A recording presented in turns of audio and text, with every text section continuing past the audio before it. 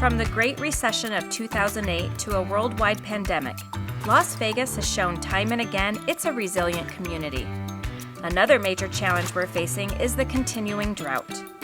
We've already lost more than 2.5 billion gallons from our already small share of the Colorado River due to drought, and if conditions don't improve this year, we could lose another 4 billion gallons. Fortunately, there is a lot we can do. Because we capture and recover virtually every drop of water used indoors, our only big non-recoverable uses are irrigation and commercial-scale cooling systems.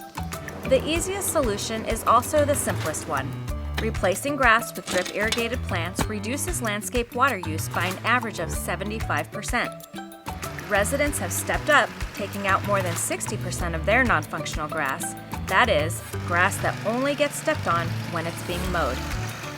Now, we need the business community to help us reach our conservation goals.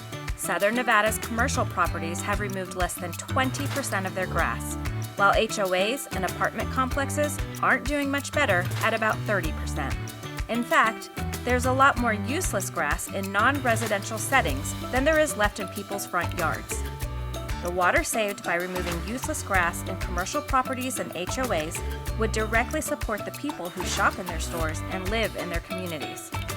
We know it's all about the bottom line for businesses, which is why the Southern Nevada Water Authority pays large cash incentives to help fund conversions to less water-intensive landscaping.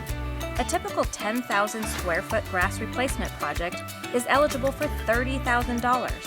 Plus, businesses can immediately reduce their water bill and reduce water damage to asphalt, stucco, and painted surfaces. If you have friends who own or manage properties, encourage them to do the right thing for themselves and the community. We're in this together.